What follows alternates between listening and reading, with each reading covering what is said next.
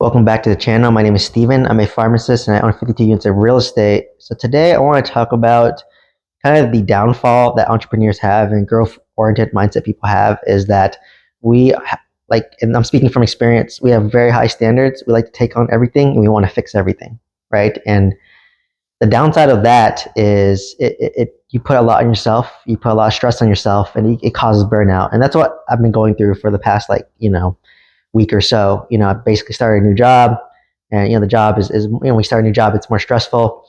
I'm getting settled into my new house here. As you can see, I've like sticky notes behind me because I'm waiting for my blinds to be installed, and I labeled each window. I'm planning a wedding. I have a vacation coming up, and don't get me wrong, this is all good stress, right? I'm very privileged to have a new job that pays well, to move into this nice house in this nice community, to plan for a wedding, to plan for a vacation. This is all privileged, right? So I always phrased it as like, this is good stress. But still, like, it still is exhausting, right? Like sometimes I come home, I'm mentally exhausted. I'm just like low energy. By the time I hit the weekend, my battery's on zero and I'm just kind of like dead and slothing around. But there's always a constant things to do, constant things to fix. So I feel like I have to fix things at work. I have to feel like I'm fixing things at home. I feel like I'm fixing my real estate, right? There's just a lot of things that I'm juggling. And, keep in mind, I am busier than most people. I am very productive compared to most people. And, I could kind of show you like what my day looks like just so you can gauge it. So typically I'll wake up around 6 a.m. And then from 6 to 6:15, I do my morning routine. So, I'll wake up, brush my teeth, do some stretching. I will, get ready, get dressed, go downstairs, make breakfast, drink some water, take vitamin C, vitamin D, prepare my lunch, and then journal, and then head out, do a 1 hour commute. So I usually get to work around 8, and then from 8 to like 4:30, I'm at work. And from 4:30 to 5:30, I'm driving back home. And in between my two commutes, I'm usually listening to podcasts. And, I've been listening to really focus on mindset to really develop myself. And then when I get home, basically at 6:30 or 5:30, sometimes I'll work out for a little bit. And then basically at that point, I'll prepare dinner with my fiance. We'll cook, then we'll clean. And then, we'll just set something up around the house because it's still, we're trying to get situated here. We made pretty good progress, but there's still a lot of things to do. Like we got to install the blinds, which we're waiting for Home Depot, install ceiling fans. So there's just a lot of like little things that you're doing, right? And on top of that, trying to plan for a vacation and a wedding. So usually from 6:30 to 9:30, we're just like dinner, relaxing, planning stuff. Then we take a shower, then we go to sleep, right? And I try to get 8 hours of sleep a day. And despite that, like I feel like my brain's like getting to explode sometimes because I'm just taking care of so many things, so much stimulation.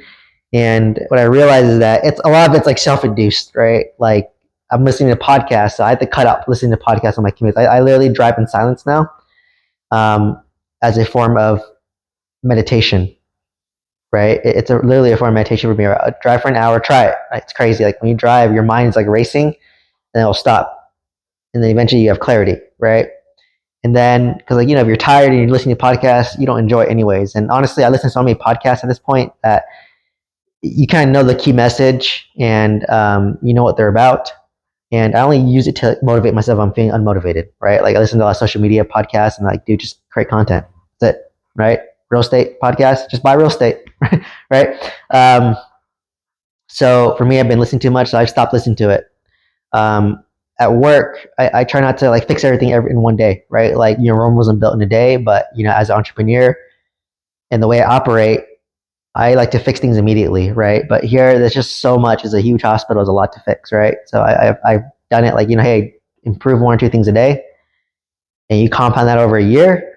That's almost like 700 things that you fixed, right? And compound over that 10 years, that's 7,000 things you fixed, right? And the hospital survived before me, and it'll survive after me. So just take your time and don't burn yourself out, right? It's a marathon, not a sprint, right? And that's my downfall. I like to sprint, get things done immediately, and that causes burnout, right? So now I'm just telling myself it's okay if you can't fix it, just make it better, right? Make it better 1% at a time, right? So because I'm feeling burnt out, I'm trying to take it easy now. Money without health is no point, right? So I've been trying to cut out podcasts, listening to podcasts. I am, at work, I'm taking it easier where I'll just fix one or two things. You don't put that pressure on yourself. If I'm feeling tired, I'll take it easy, right? I won't do anything extra. If I'm feeling burnt out, it's okay to do nothing, right? And I'm the type where I need to slow down. I go too fast. I need to slow down. But if most people are the type where they need to speed up because they're too slow, right? But my natural operating system is I move fast, right? Like I make quick decisions, I take fast action, and I get it done, right? Like if I say if I want to become a real estate broker, I'll study for the exam. I'll buy the pre-licensing uh, CEs and I'll do and courses and I'll just do it, right? I'm that type, and it's a blessing and a curse, right? The blessing is I've accomplished a lot. I've built up a decent net worth. I learned a lot. I challenged myself. But the downside is you burn out, right, from it. So there's a season for each. My past season was I was grinding, hustling, working hard, right? I had 90 units of real estate. I was working full time, long commute, doing renovations on a 20 unit apartment complex, renovation on a 26 unit apartment complex, renovations on my mobile home park, which had a bad property manager, like all these things that I'm juggling, right? On top of that, I'm creating content on YouTube, doing coaching, doing mentorship, creating my course. I'm just, trying to have a personal life. Just a lot of things going on. So, I had a season of grind, and now I'm having a season of slowing down and taking it easier, right? And it's hard for me to do that. So, and that's how it goes, right? I might have a season or two where I'm taking it easy, right? And my definition of taking it easy is just literally not buying apartments and renovating them and just building, continuing YouTube and take it easy. So for me, I view my energy as like a jar, and I want to allocate my energy accordingly. And why allocate energy towards like listening to like 2 hours or 3 hours of podcast a day when I can use that same energy to create content to give value, right? Or to just exercise or do something else, right? So, this has just kind of been what I've been going through recently. Wanted to share it. Hopefully you found value from this. Hopefully you can relate to this. Because I like to talk about both sides, right? Like, yes, I talk about how to build a real estate portfolio, mindset, how to build your wealth, how to be financially free. But I also like to talk to the dark side of that, right? Like, I experienced depression at one point. I experienced anxiety. I was really stressed out.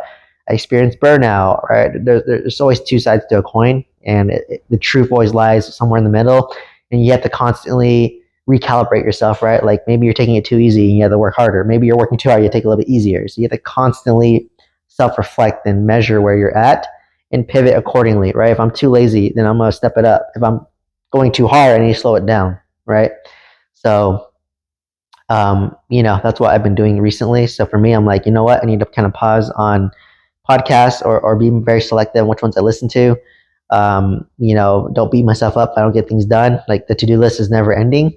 And just really focus in on how I feel, right? Like if I'm not feeling it, then don't do it. Like if I don't feel like recording, I'm not gonna record, right? If I don't feel like doing something or I'm tired, then don't do it, right? And continue to focus on my physical health. I'm excited for my gym to be built in this community so I can go to the gym and work out consistently. Right now I'm working out in the garage, right? So remember, you have to know why you're building wealth and what your objective is. And mine is more lifestyle oriented. Mine is just to have financial freedom, to do what I want. I don't care to have like a private jet and a nice car. I mean, well, you could argue I have a Tesla Model Y, which is nice, right?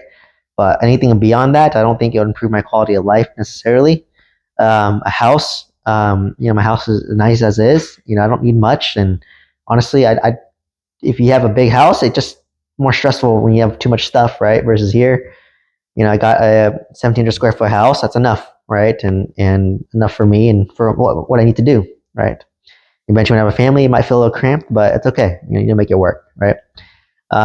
So let me know if you have comments or questions down below. Let me know if you resonate with this. Share this video with somebody who resonate with this. If you want to build a real estate portfolio like mine, then check out my mentorship program in the link down below. If you want to learn how to pay off your student debt, I have a course on that as well. Don't talk about it as much.